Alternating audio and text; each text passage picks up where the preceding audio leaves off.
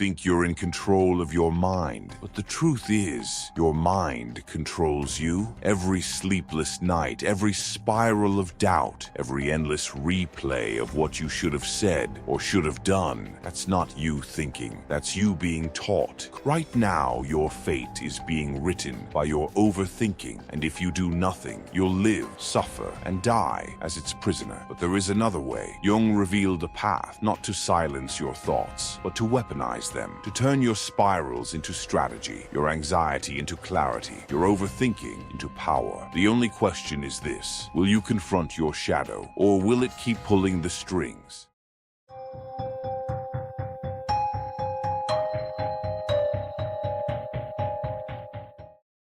Overthinking is not simply thinking too much. It is thinking in circles, anxious loops, doubts that repeat endlessly. Jung would call this the voice of the shadow, the unconscious parts of you that you suppress, deny, or reject. Fear you never faced, anger you buried, desires you disowned. These rejected pieces of the psyche do not disappear. They wait, and when you silence them in the light, they return at night as whispers. This is why overthinking feels so relentless, because it is not just a reason. It is not just your mind running wild. It is your shadow demanding recognition. In other words, if you ignore the shadow, it rules you, and your endless thoughts are its chains.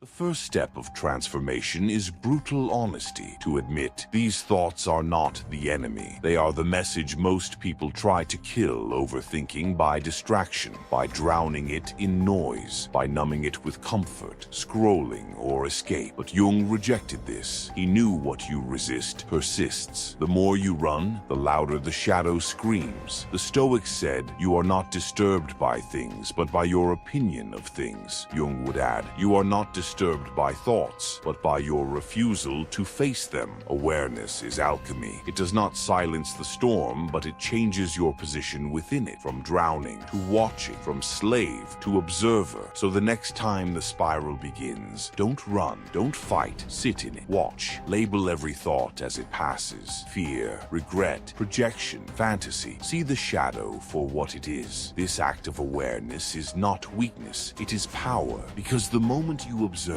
you are no longer possessed.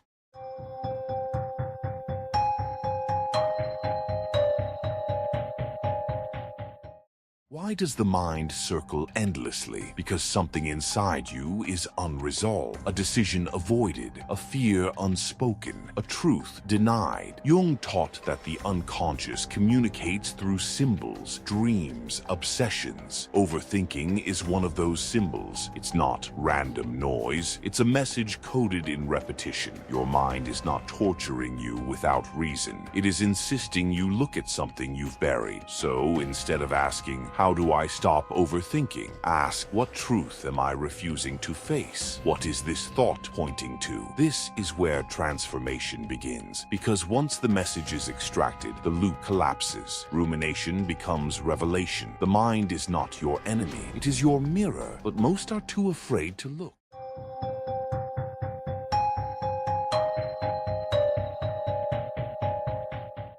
Jung's entire philosophy revolves around one word: individuation, the process of becoming whole. Overthinking reveals what you have not yet integrated, the parts of yourself you exiled, the cowardice you deny, the rage you suppress, the envy you are ashamed of, the wounds you pretend don't exist. Every rejection of the self becomes a thought that haunts you. Every buried shadow becomes a voice in your head. But Jung's genius was this: what you reject controls you. What you integrate empowers you. To transform overthinking, you must take back the parts of yourself you banished. To say, "Yes, I am afraid. Yes, I am weak. Yes, I am flawed." Because once you admit it, it no longer controls you from the dark. The shadow becomes energy, fuel, strength. Integration does not silence the shadow, it turns its whispers into power.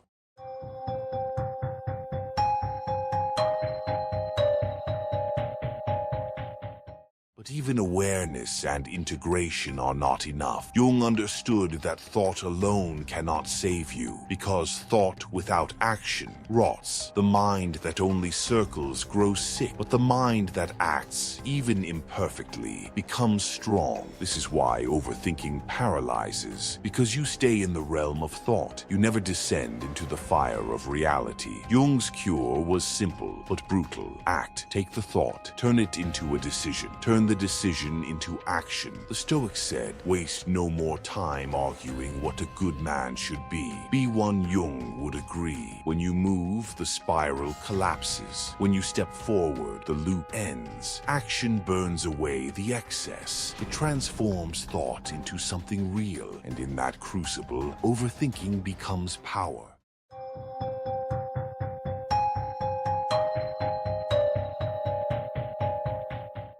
Carl Jung showed us that your mind is not a curse. It is a battlefield. Overthinking is not weakness. It is unclaimed energy, and every anxious loop is a call to face the shadow. Awareness breaks the possession. Integration turns fear into fuel, and action forges thought into power. The shadow will always whisper. The question is, will you remain its prisoner, or will you listen, integrate, and act, and in doing so, transform overthinking into power? Because in the end, your thoughts were never your chains. They were the raw material of your strength. Most will stop here. They will nod, agree, and go back to the herd. But a rare few will feel the pull. They will want more, deeper truths, darker strategies, tools the weak will never touch. If you are one of them, don't just watch. Prove it. Subscribe now, because what comes next will not be lighter. It will be heavier. It will test you, and if you can handle it, you will never see yourself or your mind the same again.